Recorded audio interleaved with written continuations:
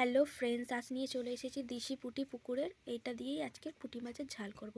তো টমেটো বেটে নিয়েছি, পেঁয়াজ আদা রসুন সমস্ত কিছুই বেটে নিয়েছি, পেঁয়াজ কেটে নিয়েছি। তো মাছগুলো নুন হলুদ মাখিয়ে আমি কড়ার মধ্যে ছেড়ে দিলাম। মাছগুলো এপিট ওপিট উল্টিয়ে আমি ভালো করে ভেজে নেব। তো মাছগুলো আমার ভেজে নেওয়া হয়ে গেছে, তারপর আমি নামিয়ে নেব।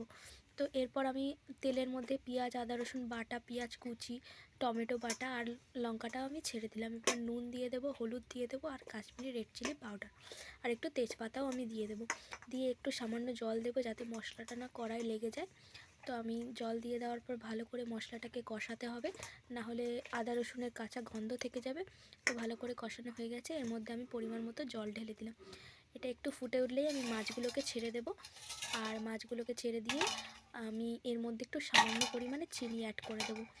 এটা পুরোপুরি মোটামুটি আমার রেডি হয়ে গেছে। আপনারাও এইভাবে বাড়িতে বানিয়ে খেতে পারেন। আর ভালো লাগলে একটা সাবস্ক্রাইব করে দেবেন। টাটা বন্ধুরা।